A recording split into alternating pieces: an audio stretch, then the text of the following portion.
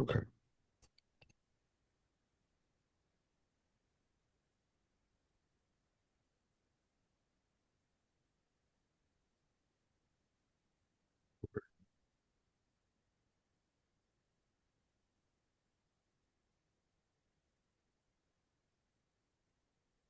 Okay, recording is in progress.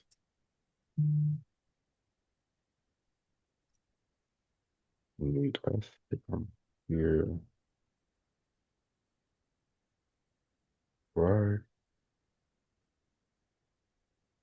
Why are we not coming up? Can you see my screen? You see the screen? I can see you, but not the screen.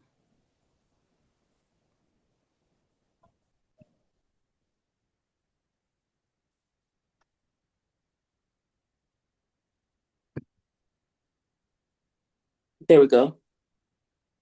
Slideshow. Okay. We should be ready to rock and roll. Oh,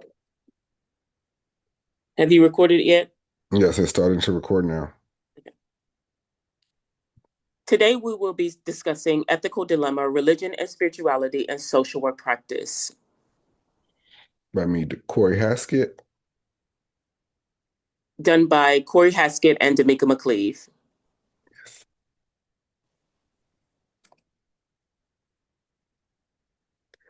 The purpose of this presentation is to one, explore client outcomes when social workers avoid imposing personal spiritual beliefs. Two, understand how professional boundaries protect client autonomy and dignity. And three, emphasize respect for diverse client beliefs and worldviews.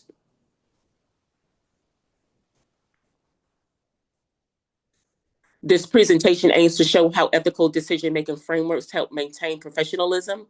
The goal is to uphold clients' rights to self-determination and create inclusive, culturally competent care environments. The National Association of Social Workers, NASW, Code of Ethics serves as a guiding framework for professional conduct within the social work field.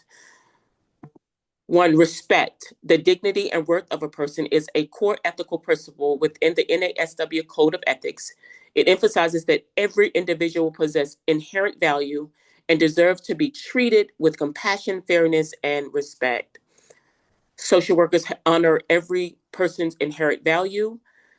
Ethical practice requires neutrality, meaning remaining unbiased toward personal faith and belief systems. Being unbiased means setting aside personal opinions, values, and judgments to focus on clients' needs. When an unbiased space is established, clients are more likely to open up when they sense that the social worker accepts them without judgment. Every individual has worth and dignity simply because they are human, regardless of their background, beliefs, behaviors, or circumstances. This requires social workers to treat all clients with respect, empathy, and fairness, no matter what their race, religion, gender, sexual orientation, culture, or values.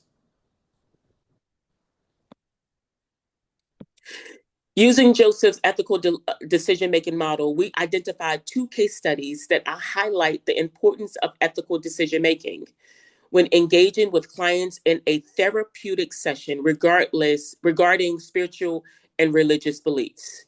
Scenario case study one, grief counseling session. Client during the therapy session, client discusses grief and loss. Worker says, God has a plan for everything. Issue, faith imposed instead of exploring client's beliefs. This statement reflects the social worker's personal faith rather than exploring the client's own spiritual or belief system. The ethical issue centers on imposing personal religious beliefs, which violates the principle of professional neutrality and NASW ethical standard to respect clients' autonomy, self determination, and individual belief system. Ethical analysis, case one.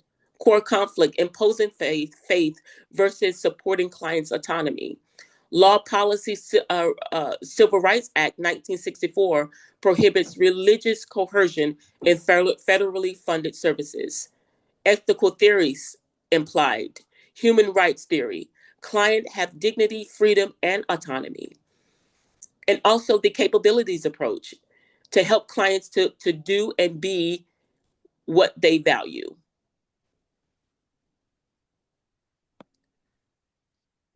Scenario 2, case study 2, boundary violation. Social worker invites client to personal church service. Conflict, dual relationship, blurring professional and personal boundaries. Law and policies that supports this case study. States regulations prohibit exploitation or inappropriate dual relationships. This action raises an ethical concern and potential violation of professional conduct standards as it risks exploiting the client's trust and compromising the objectivity of the therapeutic relationship. According to the NASW Code of Ethics, social workers must avoid inappropriate dual relationships that could impair professional judgment or lead to harm, ensuring that all interactions remain focused on the client's well-being.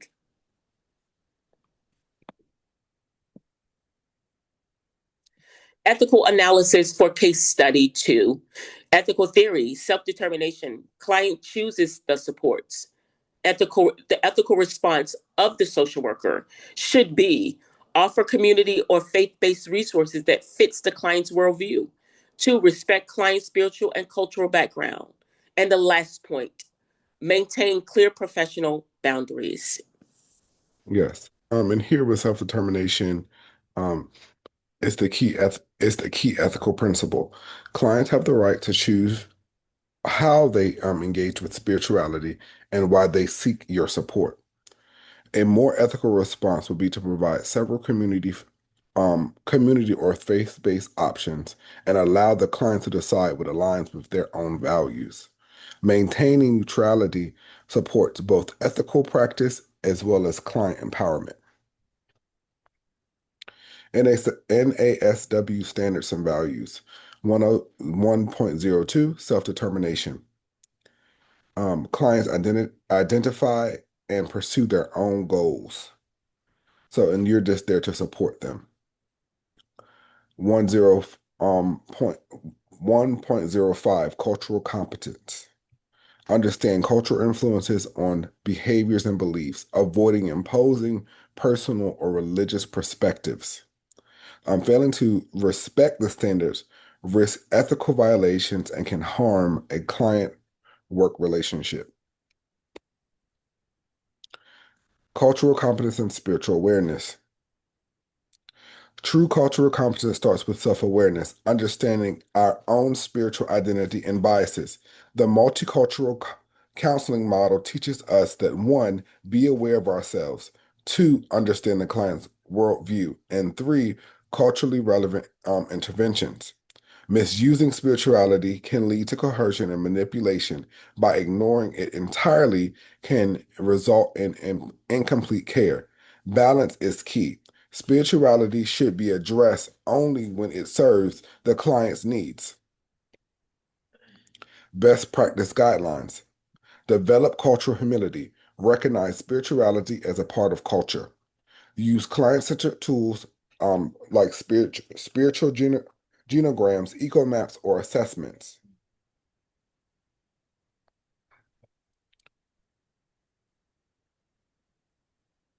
Keep personal faith separate from professional roles.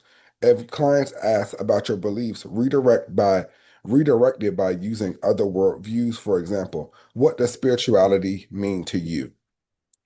Use informed consent to clarify how spirituality can be integrated into treatment. Document all interventions to ensure they align with ethical standards and not personal beliefs. The conclusion: respect spiritual and cultural diversity, avoid imposing personal beliefs, maintain ethical and professional boundaries, and promote client autonomy and empowerment. References, and thank you. Thank you so very much.